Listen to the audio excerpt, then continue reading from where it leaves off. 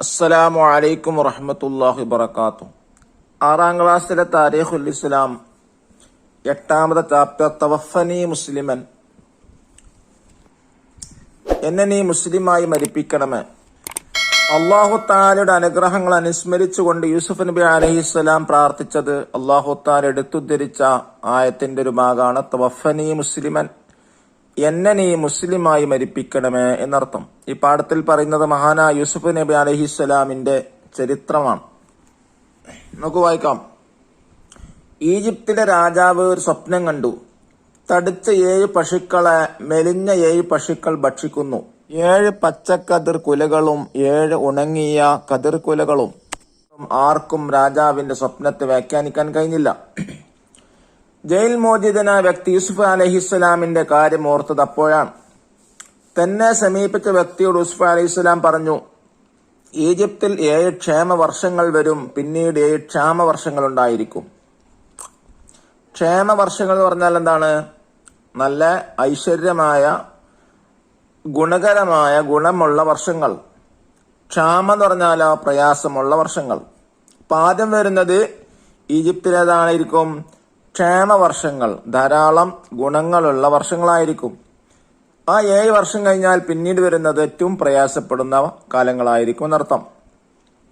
ക്ഷേമകാലത്ത് കൊയ്തെടുക്കുന്ന ധാന്യത്തിൽ ഭക്ഷിക്കാനുള്ളത് കഴിച്ചുള്ളവ കതിർക്കുലയിൽ തന്നെ സൂക്ഷിക്കുക. ഇത് ക്ഷാമകാലത്ത് ഉപകരിക്കും. രാജാവ് സന്തുഷ്ടനായി യൂസുഫ് അലൈഹിസ്സലാമിനെ ഹാജരാക്കാൻ പറഞ്ഞു. ഹാജരാക്കാൻ പറഞ്ഞാൽ എന്താ? അതാ വരാൻ പറഞ്ഞു, കൊണ്ടുവരാൻ പറഞ്ഞു എന്നർത്ഥം. തന്റെ നിരപരാധിത്വം വ്യക്തമായ ശേഷമേ ജയിലിൽ നിന്ന് പുറത്തു വരൂ എന്ന് അദ്ദേഹം ക്ഷണിച്ചു. ക്ഷണിച്ചു പറഞ്ഞാല് വാശി പിടിച്ചു. സലീഹ കുറ്റസമ്മതം നടത്തി. ജയിൽ മോചിതനായ യൂസുഫ് അലൈഹിസ്സലാമിനെ രാജാവ് ധനകാര്യമന്ത്രിയാക്കി. ക്ഷേമവർഷങ്ങൾ വന്നു. ക്ഷാമവർഷങ്ങൾക്ക് വേണ്ടിയുള്ള തയ്യാറെടുപ്പുകൾ അദ്ദേഹം നടത്തി. നാട്ടിൽ ക്ഷാമം പടർന്നു. ധാന്യ വിതരണം തുടങ്ങി. വിവരമറിഞ്ഞ് കനാനിൽ നിന്ന് യൂസുഫ് അലൈഹിസ്സലാമിന്റെ സഹോദരങ്ങളും വന്നു. അദ്ദേഹം അവരെ തിരിച്ചറിഞ്ഞു. അവർക്ക് അദ്ദേഹത്തെ മനസ്സിലായില്ല.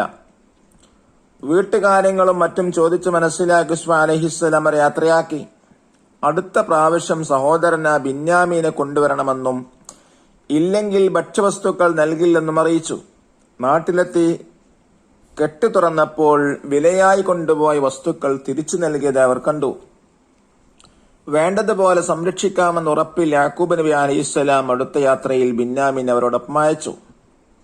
അവർ യൂസുഫ് അലൈഹിസ്സലാമിന്റെ അടുത്തെത്തിയപ്പോൾ ഞാൻ നിന്റെ സഹോദരനാണെന്നും അവരുടെ പ്രവർത്തനത്തിൽ നീ ദുഃഖിക്കരുതെന്നും യൂസുഫ് അലൈഹിസ്സലാം ബിന്യാമീനോട് സ്വകാര്യമായി പറഞ്ഞു. സഹോദരന്മാർക്ക് സാധനങ്ങൾ നൽകിയപ്പോൾ അളവ് പാത്രം ബിന്യാമീന്റെ ഭാണ്ഡത്തിൽ വെച്ചു. പിന്നീട് ഒരാൾ വിളിച്ചു പറഞ്ഞു, യാത്രാ സംഘമേ, നിങ്ങൾ മോഷ്ടാക്കളാണ്. അവരത് നിഷേധിച്ചു. ഭാണ്ഡങ്ങൾ പരിശോധിച്ചു. അവസാനം ബിന്യാമീന്റെ ഭാണ്ഡത്തിൽ നിന്ന് അളവ് പാത്രം കണ്ടെടുത്തു. ബിന്യാമീന് പകരം മറ്റൊരാൾ കുറ്റമേൽക്കാൻ തയ്യാറായെങ്കിലും യൂസുഫ് അലൈഹിസ്സലാം അത് അനീതിയാണെന്ന് പറഞ്ഞു തള്ളി. പിതാവിനോട് ചെയ്ത കരാർ നിമിത്തം മൂത്ത സഹോദരൻ നാട്ടിലേക്ക് മടങ്ങാൻ വിസമ്മതിച്ചു. കാരണം ബിന്യാമീനെ എന്തായാലും തിരിച്ചു കൊണ്ടുവരും ഉറപ്പ് കൊടുത്തതാണ് ഉപ്പാക്ക് വാപ്പാക്ക്. ഇനി എങ്ങനെ നാട്ടിലേക്ക് പോകുക എന്ന് മൂത്ത സഹോദരൻ ചിന്തിച്ചു. വിവരമറിഞ്ഞ യാക്കൂബ് അലൈഹിസ്സലാം പറഞ്ഞു, അല്ലാഹു തആല വരെയെല്ലാം ഒന്നിച്ചു കൊണ്ടുവന്നേക്കാം.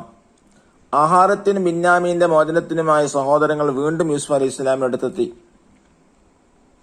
അദ്ദേഹം അവരോട് ചോദിച്ചു, യൂസുഫിനോടും സഹോദരനോടും നിങ്ങൾ ചെയ്ത കാര്യങ്ങൾ നിങ്ങൾക്ക് ഓർമ്മയുണ്ടോ? അവർ ചോദിച്ചു, താങ്കൾ യൂസുഫ് ആണോ? അതെ, ഞാൻ തന്നെയാണ് യൂസുഫ്. സഹോദരങ്ങൾ തങ്ങളുടെ തെറ്റിൽ ഖേദിച്ചു. യൂസുഫ് അലൈഹിസ്സലാം അവർക്ക് മാപ്പ് നൽകി. പിതാവിനെ കൂട്ടി കുടുംബസമേതം ഈജിപ്തിലേക്ക് വരാൻ യൂസുഫ് അലൈഹിസ്സലാം അവരോട് നിർദ്ദേശിച്ചു. ദുഃഖിച്ച് കരഞ്ഞ് കണ്ണിന്റെ കാഴ്ച നഷ്ടപ്പെട്ട പിതാവിന്റെ മുഖത്ത് തന്റെ കുപ്പായമിടാൻ അദ്ദേഹം പറഞ്ഞു. അവർ നാട്ടിലെത്തി. കുപ്പായ യാക്കൂബ് അലൈഹിസ്സലാമിന്റെ മുഖത്തിട്ടു. അതിന്റെ ബർക്കത്ത് കൊണ്ട് അദ്ദേഹത്തിന് കാഴ്ച തെളിഞ്ഞു. അവർ കുടുംബസമേതം യൂസുഫ് അലൈഹിസ്സലാമിന്റെ അടുത്തെത്തി. മാതാപിതാക്കളും 11 സഹോദരങ്ങളും അദ്ദേഹത്തെ കുനിഞ്ഞു വണങ്ങി. അങ്ങനെ യൂസുഫ് അലൈഹിസ്സലാമിന്റെ സ്വപ്നം പുലർന്നു. അല്ലാഹു തആലയുടെ അനുഗ്രഹങ്ങൾ അനുസ്മരിച്ചുകൊണ്ട് യൂസുഫ് അലൈഹിസ്സലാം പ്രാർത്ഥിച്ചു, റബ്ബി ഖദ് ആതൈതനി മിനൽ മുൽക്കി വഅല്ലംതനി മിൻ തഅ്വീലിൽ അഹാദീസ് ഫാത്തിറസ് സമാവാതി വൽ അർളി അൻത വലിയ്യി ഫിദ് ദുനിയാ വൽ ആഖിറഹ് തവഫനി മുസ്ലിമൻ വഅൽഹിഖ്നി ബിസ്സാലിഹീൻ. എന്താ അതിന്റെ അർത്ഥം? യൂസുഫ് നബി അള്ളാഹിനോട് ദുആ ചെയ്താണ്, റബ്ബി എന്റെ രക്ഷിതാവേ, ഖദ് ആതൈതനി മിനൽ മുൽക്ക്, എനിക്ക് നീ അധികാരം തന്നു, വഅല്ലംതനി മിൻ തഅ്വീലിൽ അഹാദീസ്, എനിക്ക് നീ സ്വപ്ന വ്യാഖ്യാനം പഠിപ്പിച്ചു തരികയും ചെയ്തു. ഫാത്തിറസ് സമാവാതി വൽ അർള്, ആകാശഭൂമികളെ തുടങ്ങി പടച്ചവനെ, അൻത വലിയ്യി ഫിദ് ദുനിയാ വൽ ആഖിറ, നീയാണ് എന്റെ ദുനിയാവിലെയും പരലോകത്തെയും രക്ഷിതാവ്. തവഫനി മുസ്ലിമൻ വഅൽഹിഖ്നി ബിസ്സാലിഹീൻ, എന്നെ മുസ്ലിമായി മരിപ്പിക്കുകയും സജ്ജനങ്ങളോടുകൂടെ ചേർക്കുകയും ചെയ്യണമേ എന്ന ഹെഡിങ്ങാണ് നമ്മൾ തവഫനി മുസ്ലിമൻ ഭാഗമാണ് ഹെഡിങ് ആയി കൊടുത്തിട്ടുള്ളത്. യൂസുഫ് അലൈഹി സ്വലാമിന്റെ ചരിത്രം സൂറത്ത് യൂസുഫിൽ സവിസ്തരം പ്രതിപാദിച്ചിട്ടുണ്ട്. വിശദമായി തന്നെ യൂസുഫ് സൂറത്തിൽ അല്ലാഹു തആല വിശദീകരിച്ചിട്ടുണ്ട്. ഇനി നമുക്ക് തദ്രീബാത്ത് വായിച്ചാലോ? ഒന്നാമത്തെ ആക്ടിവിറ്റി നുക്കമ്മിൽ പൂരിപ്പിക്കാനാണ്. 1. യൂസുഫ് അലൈഹി സ്വലാമിനെ രാജാവ് ധനകാര്യമന്ത്രിയാക്കി. 2. തടിച്ച 7 പശുക്കളെ മെലിഞ്ഞ 7 പശുക്കൾ ഭക്ഷിക്കുന്നു. 3. തന്റെ നിരപരാധിത്വം വ്യക്തമായ ശേഷമേ ജയിലിൽ നിന്ന് പുറത്തുവരൂ എന്ന് യൂസുഫ് അലൈഹിസ്സലാം ക്ഷണിച്ചു. 4. യാക്കൂബ് അലൈഹിസ്സലാം പറഞ്ഞു, അള്ളാഹു അവരെയെല്ലാം ഒന്നിച്ചു കൊണ്ടുവന്നേക്കാം. 5. യൂസുഫ് അലൈഹിസ്സലാമിന്റെ കുപ്പായ മുഖത്തിട്ടപ്പോൾ യാക്കൂബ് നബി അലൈഹിസ്സലാമിന്റെ കാഴ്ച തെളിഞ്ഞു. ഇനി രണ്ടാമത്തെ ആക്ടിവിറ്റി ഉബയ്യന് വിശദീകരിക്കാം. ചോദ്യം 1. ഈജിപ്തിലെ രാജാവ് കണ്ട സ്വപ്നം എന്ത്? തടിച്ച 7 പശുക്കളെ മെലിഞ്ഞ 7 പശുക്കൾ ഭക്ഷിക്കുന്നു. 7 പച്ച കതിര് കുലകളും 7 ഉണങ്ങിയ കതിർ കുലകളും. രണ്ടാമത്തെ ചോദ്യം, രാജാവ് കണ്ട സ്വപ്നം യൂസുഫ് അലൈഹിസ്സലാം വ്യാഖ്യാനിച്ചതെങ്ങനെ?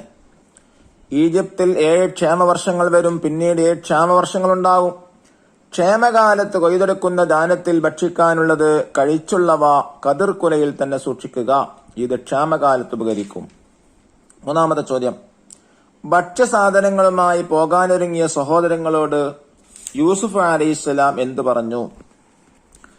ഉത്തരം, അടുത്ത പ്രാവശ്യം സഹോദരൻ ബിന്യാമീനെ കൊണ്ടുവരണമെന്നും ഇല്ലെങ്കിൽ ഭക്ഷ്യവസ്തുക്കൾ നൽകില്ലെന്നും അറിയിച്ചു. നാലാമത്തെ ചോദ്യം, ബിന്യാമീനോട് യൂസുഫ് അലൈഹിസ്സലാം സ്വകാര്യമായി പറഞ്ഞതെന്ത്? ഞാൻ നിന്റെ സഹോദരനാണെന്നും അവരുടെ പ്രവർത്തനത്തിൽ നീ ദുഃഖിക്കരുതെന്നും.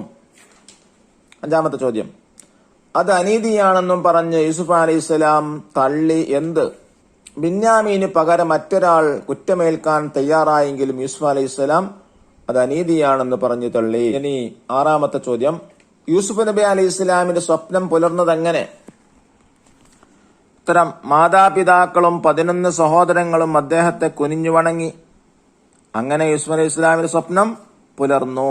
ഇനി മൂന്നാമത്തെ ആക്ടിവിറ്റി തഖ്സീസ്. അതിലൊന്ന്, സൂറത്ത് യൂസുഫ് ക്ലാസ്സിൽ പാരായണം ചെയ്യുക. യൂസുഫ് സൂറത്ത് ക്ലാസ്സിൽ നന്നായി പാരായണം ചെയ്യാനാണ്.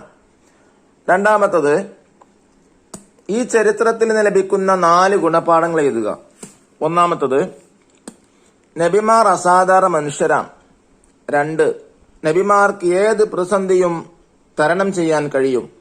3, യൂസുഫ് നബി അലൈഹിസ്സലാമിന്റെ നിരപരാധിത്വം ബോധ്യപ്പെട്ടു. 4, പ്രവാചകന്മാരുടെ തിരുശേഷിപ്പുകളെ കൊണ്ട് ബർക്കത്തെടുക്കാവുന്നതാണ്. യൂസുഫ് നബി അലൈഹിസ്സലാമിന്റെ ബർക്കത്ത് കൊണ്ട് അല്ലാഹു നമ്മെയും നന്നാക്കി തരട്ടെ. അസ്സലാമു അലൈക്കും വറഹ്മത്തുള്ളാഹി വബറകാതുഹു.